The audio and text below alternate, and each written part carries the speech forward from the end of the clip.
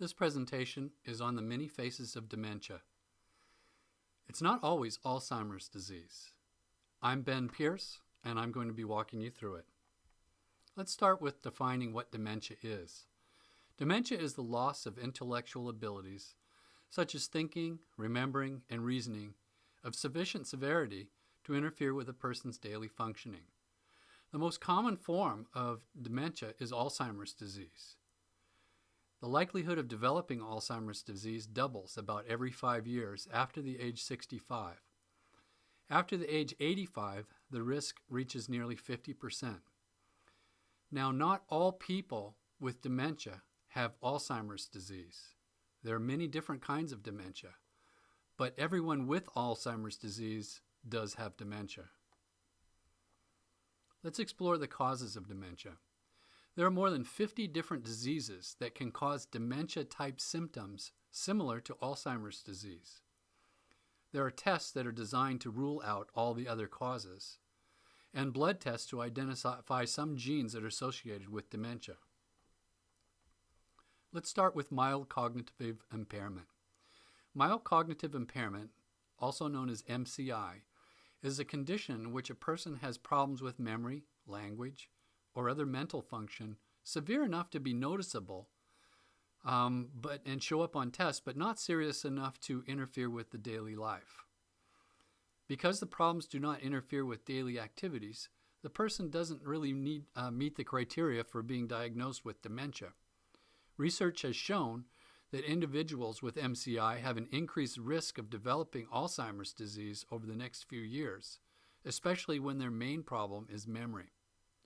But not everyone diagnosed with MCI goes on to develop Alzheimer's disease. There is currently no treatment for MCI approved by the FDA. Other causes of dementia.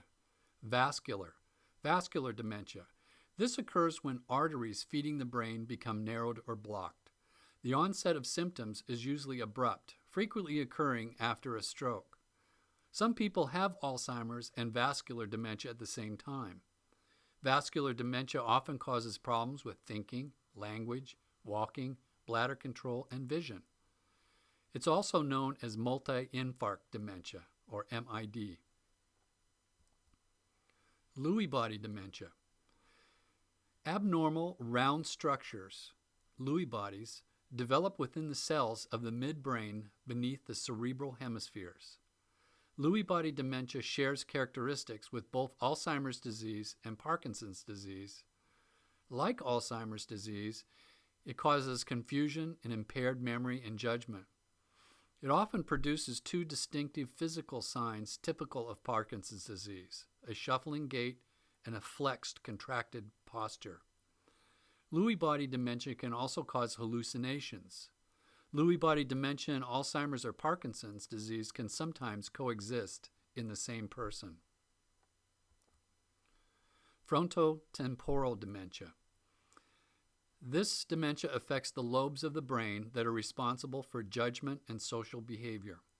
Frontotemporal dementia can result in impolite and socially inappropriate or disinhibited behavior, distractibility, repetitive or compulsive behavior, agitated, blunted emotions, neglect of personal hygiene, loss of insight into the behavior of oneself.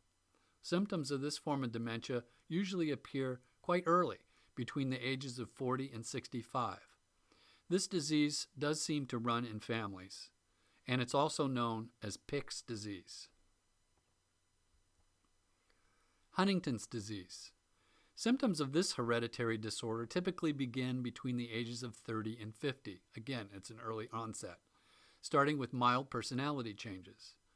As the disorder progresses, a person with Huntington's develops involuntary jerky movements, muscle weakness, and clumsiness. Dementia commonly develops later at later stages of the disease. Parkinson's disease. People with Parkinson's disease may experience stiffness of limbs, shaking at rest, or a tremor, speech impediment, and a shuffling gait. Some people with Parkinson's develop dementia later in the disease process. Creutzfeldt-Jakob disease. It's an extremely rare and fatal brain disorder, and it belongs to the family of human and animal diseases known as the transmissible spongiform encephalopathies. A new variety of Creutzfeldt-Jakob disease has emerged, particularly in Great Britain. It's believed to be linked to the human consumption of beef from cattle with mad cow disease. So this is what mad cow disease looks like. You have to identify if your cow has mad cow disease. If your cow looks like the cow on the left, it's time to fire up the barbecue. But if your cow looks like the cow on the right, I would suggest that you choose the fish entree. Okay, there are treatable causes of dementia. The first I'm going to talk about is reactions to medications. Some medications have side effects that mimic the symptoms of dementia. A single medicine may trigger such a reaction in an older person or in someone whose liver fails to eliminate the drug properly. Interactions among two or more drugs may lead to reversible symptoms of dementia as well. Metabolic abnormalities. Decreased thyroid function, hypothyroidism, can result in apathy, depression, or dementia. Also, hypoglycemia, a condition in which there isn't enough sugar in the bloodstream, can cause confusion or personality changes. Pernicious anemia, an impaired ability to absorb vitamin B12, it can also cause personality changes. These are all treatable. Nutritional deficiencies. Chronic alcoholism can result in deficiencies of thiamine, vitamin B1, which can seriously impair mental abilities. Also known as Wernicke-Korsakoff syndrome. Thiamine helps the brain produce energy from sugar, and when the levels of the vitamin are too low, cells are unable to generate enough energy to function properly. Severe deficiency of vitamin B6 may lead to pellagra, a neurological illness with features of dementia. Dehydration, which is a serious problem in most elderly, can also cause confusion that can resemble dementia. Emotional problems. Confusion, apathy, forgetfulness associated with depression are sometimes mistaken for dementia, particularly in older individuals. Infections. Meningitis and encephalitis, which are infections of the brain or the membrane that covers it, can cause confusion, memory loss, or sudden dementia. Untreated syphilis can damage the brain and also cause dementia. People in advanced stages of AIDS also may develop a form of dementia. So as you can see, there's a lot of different potential causes of dementia. It's important to evaluate first. Dementia isn't always due to Alzheimer's disease. Before you conclude that a loved one's memory loss and confusion stem from an irreversible disease process, get a thorough medical evaluation. Even if the evaluation uncovers no underlying condition that with treatment can reverse the dementia, options may be available for easing its symptoms. Knowing the likely cause of dementia, however, is really the first step towards managing it. Here are the Alzheimer's 10 warning signs. Normal versus possible Alzheimer's. It's normal to temporarily forgetting a colleague's name. It's not normal not being able to remember the name or the person later.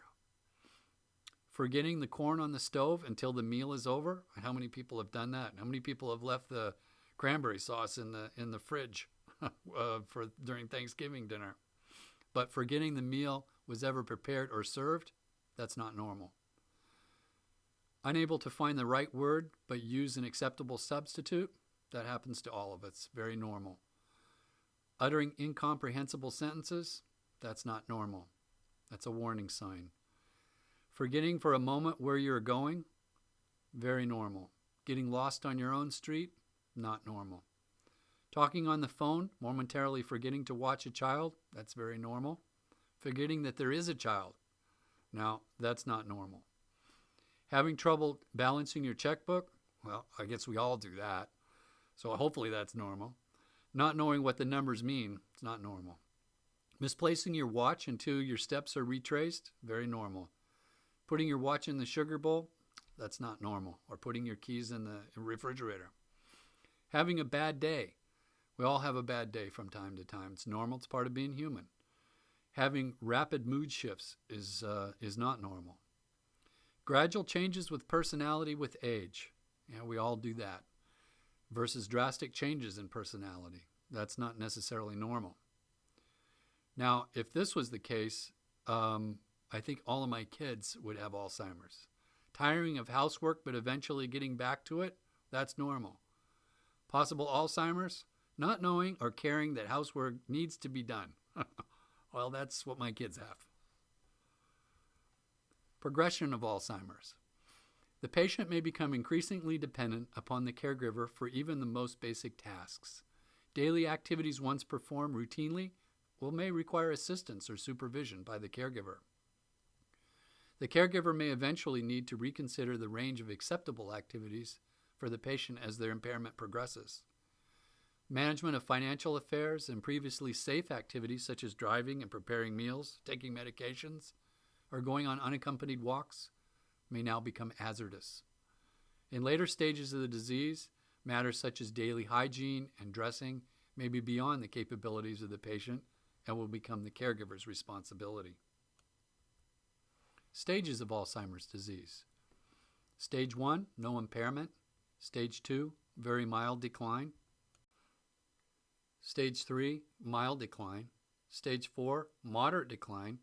That's for mid or early stage. Stage 5, moderately severe decline. Stage 6, severe decline. Stage 7, very severe decline. People with Alzheimer's live an average of 8 years after diagnosis, but many can survive anywhere from 3 to 20 years. Let's explore each of the major stages. We'll break it down into 3, early, middle, and late. The early stage lasts 2 to 4 years. Symptoms, confusion, they may get lost in their own familiar neighborhood. Short-term memory loss, may lose or misplace things. Poor judgment leading to bad decisions, may burn food on the stove or go out in the cold without a coat. Numbers become confusing. Some have trouble managing money and paying their bills. Increased need for security, may be less likely to try new things. Mood or personality changes, may seem anxious, sad, paranoid, or withdrawn. Language problems, may have trouble finding the right words to say.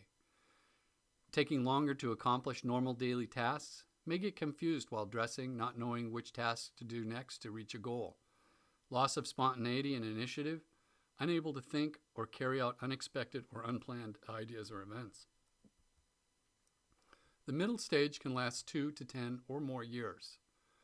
Symptoms, increasing memory loss and confusion, shortened attention span, trouble with short-term memory, learning new things. Long-term memory may be still intact and can talk about familiar things. Problems recognizing friends and family, may not know people who visit. Suspicious of others, they become paranoid, may cause caregivers or family, accuse caregivers or family of stealing. Needs assistance with activities of daily living, may require help with bathing, dressing, and toileting. Sundowning syndrome, increased restlessness, agitation, confusion, tearfulness in the late afternoon and early evening.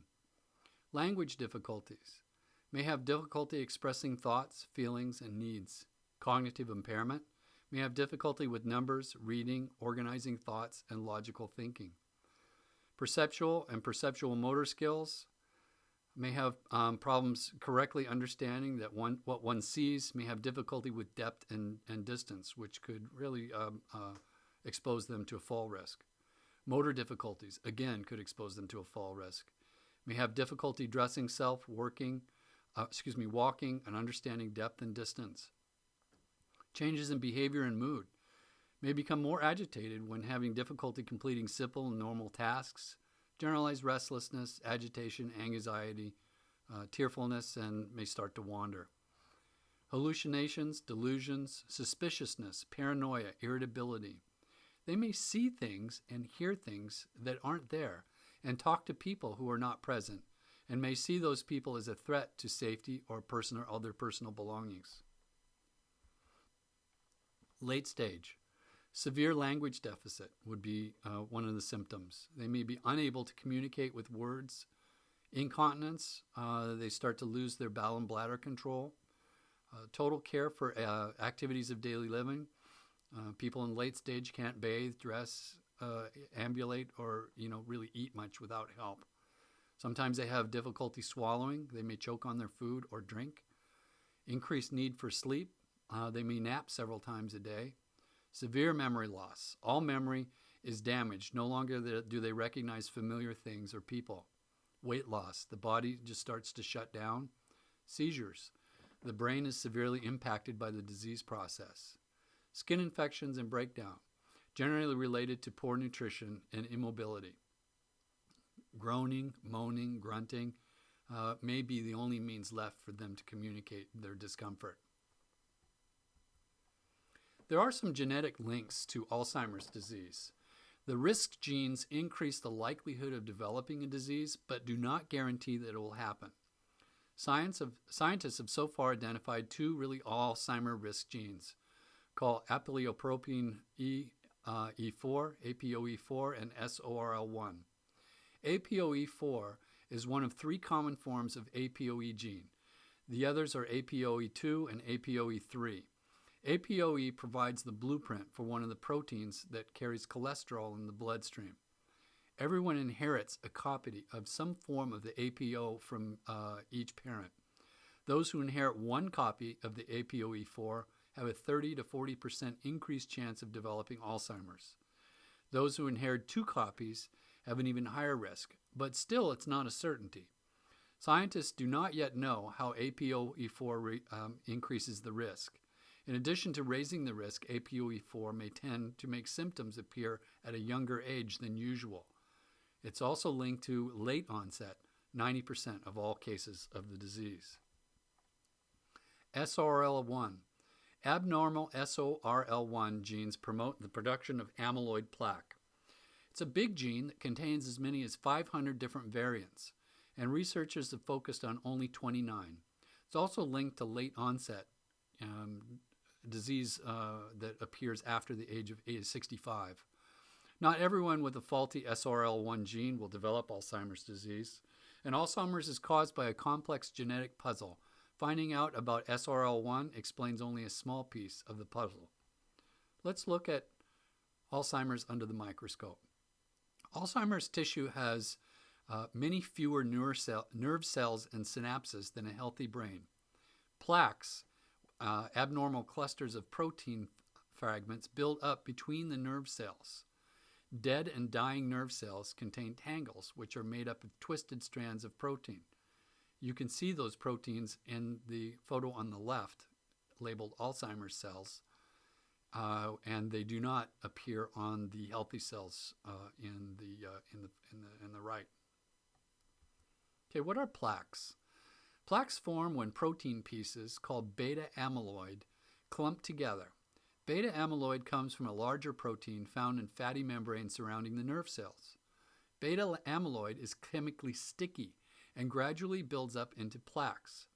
The most damaging form of beta amyloid may be groups of a few pieces rather than the plaques themselves. The small clumps may block cell-to-cell signaling at the synapses. They may also activate the immune system cells that trigger inflammation and devour disabled cells. Alzheimer's brain. What happens in the Alzheimer's brain? Well, the cortex shrivels up, damaging areas involved in thinking, planning, and remembering. Shrinkage is especially severe in the hippocampus, an area of the cortex that plays a key role in the formation of new memories. Ventricles, fluid-filled spaces within the brain, get larger. So we can see the healthy brain on the left compared to an advanced Alzheimer's brain pictured on the right. There are FDA-approved drugs for use with Alzheimer's disease. There's basically two different kinds, the Cholinesterase Inhibitors and the N-methyl D-aspartate receptor antagonists. The first drug that to be used for the treatment of Alzheimer's was Cognex. Cognex is really no longer used. Galantamine, which is trademarked, trade name Razidine. Razidine is still used, but in order to get up to a dose that shows any effectiveness at all, It also causes the individual to be nauseous. So then we have Exelon and Aricept. Aricept is the most commonly administered, prescribed medication for Alzheimer's. But Exelon is good because they've developed a patch that can be applied for slowed and delayed release. These are approved for mild to moderate Alzheimer's disease. The receptor antagonists, the principal one that's approved now is memantine, marketed as Namenda. Most physicians will recommend a cocktail of Aricept and Namenda, one in the morning and the other in the evening before they go to bed. There are side effects for these cholinesterase inhibitors. There's a gastrointestinal side effect, includes nausea, vomiting, diarrhea, abdominal pain, and these all can result in anorexia and weight loss in the elderly. Cardiovascular side effects can include bradycardia, tremor, and dizziness. And neuromuscular side effects can include muscle cramps and weakness, and central nervous system effects can include insomnia, nightmares, agitation, and a panic-like state. Now, not all of these side effects will manifest themselves in every person, but this is the list of the worst. So you have to determine, is the drug treatment working? Is the patient better, worse, or the same compared to the last assessment in terms of their cognition, function, and behavior? And if they're not improving, if they're not getting any better, perhaps it might make sense not to expose them to the side effects that are associated with the cholinesterase inhibitors. Alzheimer's facts. Alzheimer's disease is the most common form of dementia. 70% of all dementias is Alzheimer's. 1 in 6 women and 1 in 10 men who live longer than 55 years of age will develop Alzheimer's disease in their remaining lifetime. Alzheimer's is the 7th leading cause of death. The direct and indirect costs of Alzheimer's and other dementias to Medicare, Medicaid, and businesses can amount to more than $150 billion each year. 10 million baby boomers will develop Alzheimer's in their lifetime. 22% of people with 2 parents with Alzheimer's disease will develop disease themselves, versus 13% in the general population. Let's look at the etiologies for dementia. As you can see, Alzheimer's disease is the greatest component of the dementia pie, followed by vascular, multi-infarct and Lewy body, Parkinson's, and then all other dementias.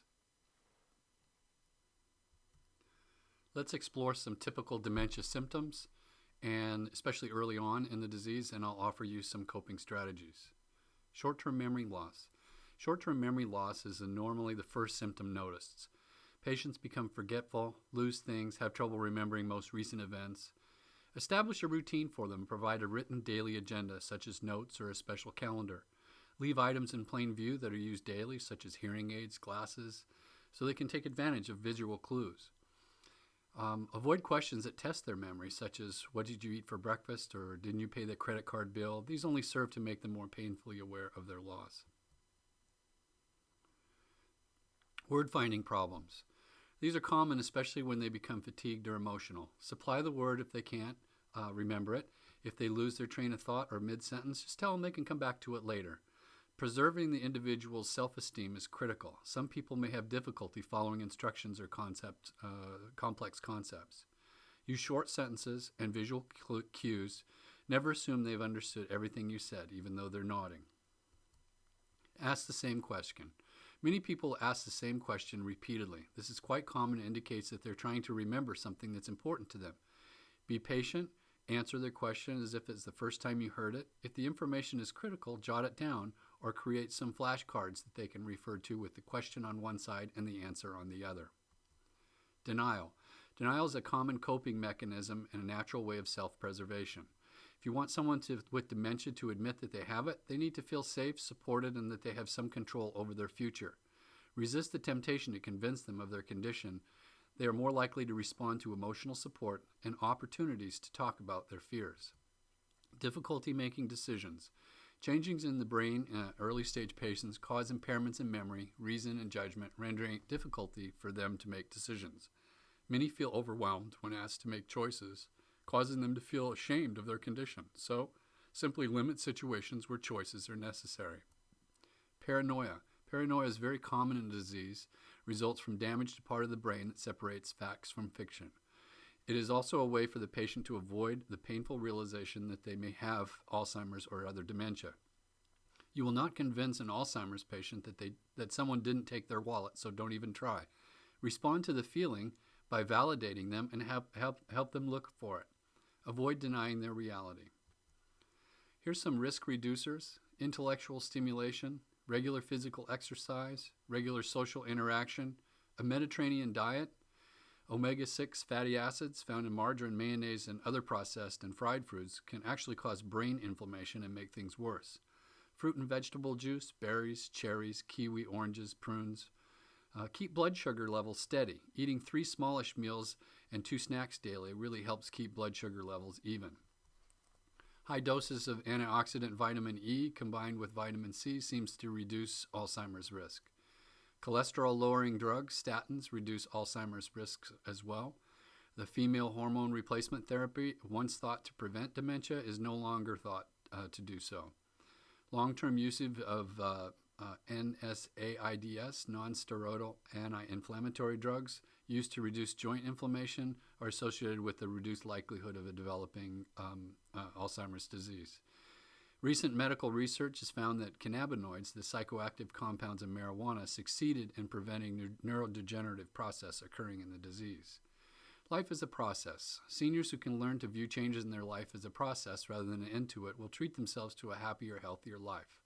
Families are often concerned that knowing what's causing their loved one's memory may trigger them to panic or become depressed and hasten the degenerative process, while for many the opposite may be true. A patient who is kept in the dark about the source of their problems may tend to worsen because they desperately try to remember things and become frustrated, agitated, and possibly depressed when they cannot. They need to know that something is causing the problems that they're experiencing, and it's not normal or part of getting old. This way they can learn to understand the disease and their prognosis and be more receptive to the adjustments in their changing lifestyle. Here's the senility prayer. Grant me the senility to forget the people I never liked anyway, the good fortune to run into the ones that I do, and the eyesight to tell the difference. My name is Ben Pierce, and you've just been through many faces of dementia. For more information, visit my website at planetbenja.com.